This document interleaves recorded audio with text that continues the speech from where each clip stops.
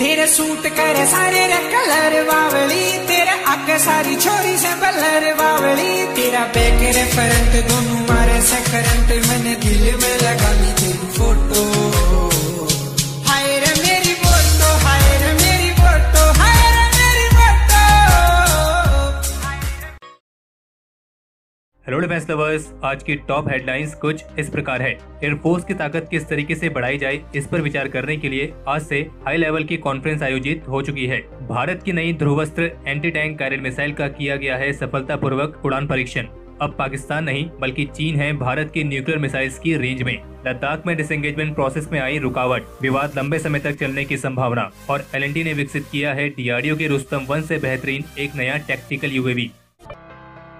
आज 22 जुलाई से राजधानी नई दिल्ली में इंडियन एयरफोर्स के सीनियर कमांडर्स के हाई लेवल कॉन्फ्रेंस को आयोजित कर दिया गया है और इस कॉन्फ्रेंस की थीम रखी गई है Indian air force in next decade, यानी कि अगले दशक में भारतीय वायुसेना। और इस कॉन्फ्रेंस में इंडियन एयरफोर्स के प्रमुख air chief marshal RKS Bhadauria समेत एयरफोर्स की सभी सातों कमांड के कमांडिंग इन चीफ और साथ ही वरिष्ठ सैन्य अधिकारी भी मौजूद थे। और आज के इस कॉन्फ्रेंस को उद्घाटन करते हुए रक्षा मंत्री राजनाथ सिंह का कहना था कि चाहे बालाकोट एयर स्ट्राइक हो या फिर हाल ही में पूर्वी लद्दाख में उत्पन्न हुए हालात के बाद इंडियन एयरफोर्स द्वारा फॉरवर्ड लोकेशंस पर भारी तैनाती करना इंडियन एयरफोर्स के प्रोफेशनल मैनर को दर्शाता है, जिससे भारत के दुश्मनों को एक कड़ा संदेश गया है। और आज के इस कॉन्फ्रेंस में दो बेहद ही महत्वपूर्ण बातें भी हुई हैं। पहली तो रक्षा मंत्री राजनाथ सिंह ने कॉन्फ्रेंस को संबोधित करते हुए कही, जिसमें उनका ये कहना था कि भले ही चीन से LAC पर डीएस्केलेशन पर बातचीत चल रही है, लेकिन एयरफोर्स को किसी भी परिस्थिति से निपटने के लिए पूरी तरह से तैयार रहना है। और दूसरी महत्वपूर्ण बात एयरफोर्स चीफ ने सभी कमांडर्स को संबोधित करते हुए कही, जिसमें उनका ये कहना था कि सभी को शॉर्ट नोटिस पर किसी भी परिस्थिति से निपटने के लिए तैयार रहना है ताकि दुश्मन को करारा जवाब दिया जा सके। ये जो कॉन्फ्रेंस है ये 24 जुलाई तक चलेगी, जिसमें चीन पाकिस्तान सीमा पर मौजूदा हालात, राइफल फाइटर्स की जल्द सीमा पर तैनाती सहित अगले 10 सालों में एयरफोर्स की ताकत को कैसे बढ़ाया जाए ताकि आने वाले खतरों का सामना किया जा सके, इन सब बातों पर चर्चा की जाएगी। और डिफेंस सेक्रेटरी अजय कुमार भी इस कॉन्फ्रेंस को संबोधित करेंगे। और जबकि इसी बीच इंडिया टुडे की तरफ से भारत और चीन के डिसएंगेजमेंट प्रोसेस को लेकर एक नई रिपोर्ट निकल के सामने आई है, जिसमें बताया गया है कि भारत चीन की डिसएंगेजमेंट की जो योजना थी उस योजना को रुकावट का सामना करना पड़ रहा है। और अभी भी ऐसे कई सारे फ्रिक्शन एरियाज हैं जो कि दोनों देशों के ट्रूप्स के साथ वॉलेटाइल हैं। और कंप्लीट डिसएंगेजमेंट का रोड मैप तैयार किए जाने की एक सप्ताह बाद भी यहाँ की स्थितियाँ पहले की तरह ही जारी है। और जबकि चाइनीज आर्मी फिंगर 4 से फिंगर 5 की तरफ मूव करी है, लेकिन उनके ट्रूप्स की मौजूदगी अभी भी माउंटेन स्क्वेयर्स और रिजलाइन पर दिखाई दे रही है। और इसी तरह इंडियन ट्रूप्स ने भी फिंगर 2 से फिंगर 3 के बीच में अपनी पोजीशन को मेंटेन कर रखा है। और सोर्सेज का कहना है कि चाइनीज आर्मी ने अभी भी फिंगर 4 से फिंगर 8 के बीच में अपने स्ट्रक्चर्स को पूरी तरीके से डिसमेंटल नहीं किया है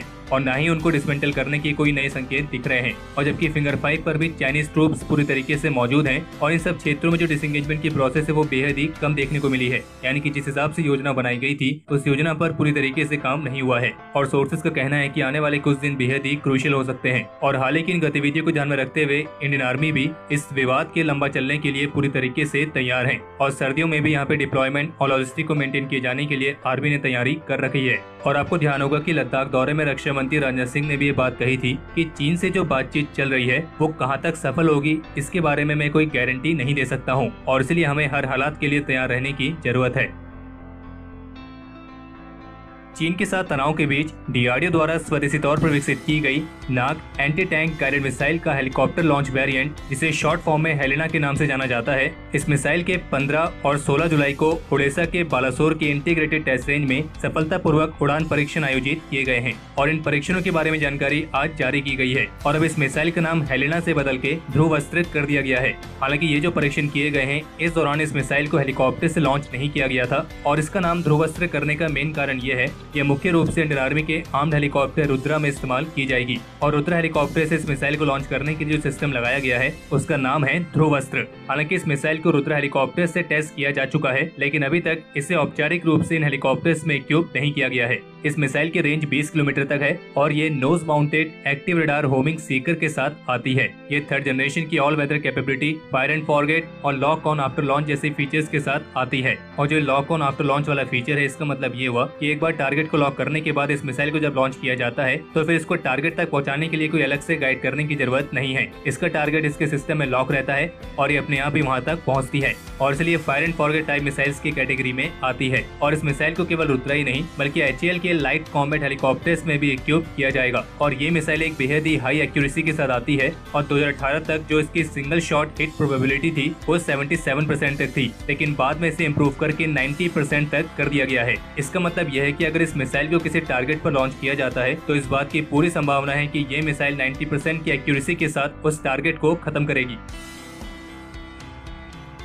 गुजरात के काकरापार एटॉमिक पावर प्लांट की तीसरी यूनिट ने क्रिटिकलिटी को हासिल कर लिया है और इस सफलता के लिए प्रधानमंत्री नरेंद्र मोदी ने सभी न्यूक्लियर साइंटिस्ट को बधाई दी है और उनका कहना है कि भारत का ये स्वदेशी nuclear reactor make in India campaign के लिए एक बहुत अच्छा एग्जाम्पल है। बता दें कि इस प्लांट द्वारा क्रिटिकलिटी हासिल करने का मतलब है कि अभी अपने 700 मेगावाट के रिएक्टर के साथ इलेक्ट्रिसिटी को जनरेट करने के लिए तैयार है और क्रिटिकलिटी किसी भी न्यूक्लियर पावर प्लांट की वो स्टेट होती है जहाँ पे उसकी न्यूक्लियर चेन रिएक्शन आत्मनिर्भर बन जाती है, यानी कि वो एनर्जी को जनरेट करने के लिए जो ऑनगोइंग न्यूक्लियर रिएक्शंस हैं उनको हैंडल करने के लिए सक्षम हो जाती है। और जब ये कहा जाता है कि न्यूक्लियर पावर प्लांट अपनी क्रिटिकल या क्रिटिकलिटी स्टेट में है तो इसका मतलब ये हुआ कि वो प्लांट अब नॉर्मली ऑपरेट कर रहा है और इलेक्ट्रिसिटी जनरेट करने के लिए इस क्रिटिकलिटी स्टेट तक पहुंचना बेहद जरूरी होता है। और अगर न्यूक्लियर एनर्जी की बात हो रही है तो आपको एक जानकारी और दे दें कि अभी हाल ही में भारत के न्यूक्लियर फोर्सेस के एनालिसिस की एक रिपोर्ट पब्लिश हुई है जिसमें एटॉमिक साइंटिस्ट ने ये सजेस्ट किया है कि जो भारत की न्यूक्लियर स्ट्रेटजी है वो अब पाकिस्तान से शिफ्ट होकर चाइना की तरफ हो गई है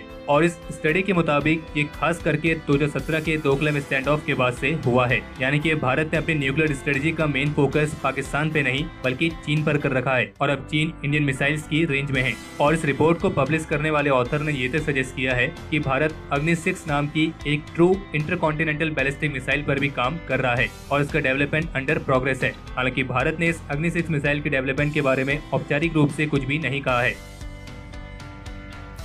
टॉप सोर्सेज के मुताबिक इस साल के अंत तक भारत और Russia defence logistic sharing pact को अंतिम रूप दे सकते हैं और इस साल के अंत में प्लान की गई एनुअल समिट में इस एग्रीमेंट को औपचारिक रूप से साइन किया जा सकता है और इस एग्रीमेंट के तहत दोनों देशों की वॉरशिप्स को एक दूसरे की पोर्ट्स और एक्सक्लूसिव इकोनॉमिक जोन्स में रिफ्यूलिंग और सप्लाईज को पिकअप करने की मंजूरी मिलेगी। और इस एग्रीमेंट के तहत केवल नेवी की वॉरशिप्स ही नहीं बल्कि एयरफोर्स के फाइटर जेट्स को जॉइंट एक्सरसाइजेस के लिए डिप्लॉय करने में भी आसानी होगी और प्रस्तावित एग्रीमेंट के अनुसार दोनों देशों के फाइटर एयरक्राफ्ट को भी एक्सेस मिलेगा और जिस तरह भारत रशिया के पोर्ट्स और एयरबेसिस का इस्तेमाल कर सकेगा उसी तरह रशिया को भी भारत के पोर्ट्स और एयरबेसिस का इस्तेमाल करने की मंजूरी होगी। और जबकि भारत इस तरह का defence logistic sharing agreement America, France और ऑस्ट्रेलिया के साथ साइन कर चुका है और जबकि जापान के साथ इस एग्रीमेंट पर भी अंतिम बातचीत चल रही है। और जबकि इसी बीच इकोनॉमिक टाइम्स की तरफ से एक रिपोर्ट जारी की गई है जिसमें बताया गया है कि रशिया ने काफी चुपचाप तरीके से लद्दाख में LAC पर चाइना को डिसएंगेजमेंट प्रोसेस तेजी से पूरी करने के लिए कहा है, क्योंकि क्षेत्र में स्थिरता कायम करने के लिए इसका पूरा होना बेहद जरूरी है।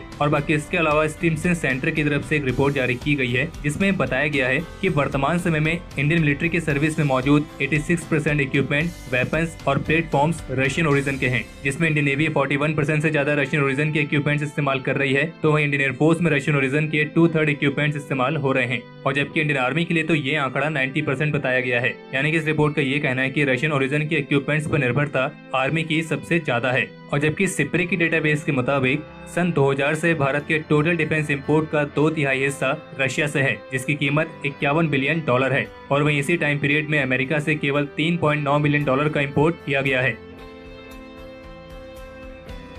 L&T की तरफ से उनके TUAV के बारे में जानकारी जारी की गई है। TUAV का मतलब है टैक्टिकल अनमैन्ड एरियल व्हीकल और फीचर्स के मामले में L&T का ये TUAV DRDO द्वारा विकसित किए गए रुस्तम 1 UAV के ही समान है और L&T का ये दावा है कि UAV एयरफ्रेम्स को मैन्युफैक्चर करने के लिए उन्होंने अपनी कैपेबिलिटी को सफलतापूर्वक डेमोन्स्ट्रेट करके दिखाया है और इसी तरह के प्रोग्राम्स पर काफी सक्रिय रूप से भारतीय रक्षा मंत्रालय, रिसर्च लैब्स और इंडियन आर्म फोर्सेस की जरूरतों के हिसाब से काम किया जा रहा है। L&T के मुताबिक जो उनका ये TUAV है ये एक बेहतरीन पेलोड कैपेसिटी और maximum take off weight capacity के साथ आता है और जिसका मैक्सिमम एंड्योरेंस टाइम है वो 11 घंटे है और इस 60 मीटर पर सेकंड की अधिकतम रफ्तार के साथ 7.6 किलोमीटर यानी कि करीब 25,000 फीट की अधिकतम ऊंचाई तक ऑपरेट किया जा सकता है। और केवल इतना ही नहीं बल्कि फुल पेलोड के साथ ये एक स्टैंडर्ड रनवे से ऑटोमेटिकली टेक ऑफ और लैंडिंग भी कर सकता है। अब बाकी देखना यह है कि L&T जैसी कंपनी स्किन प्रोडक्ट्स को कब तक और कहां तक बढ़ावा मिलता है।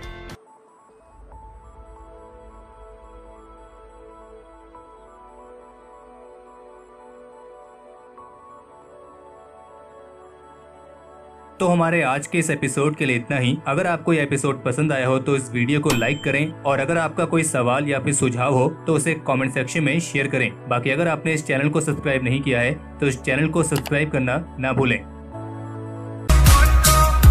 हाय रे मेरी मोटो।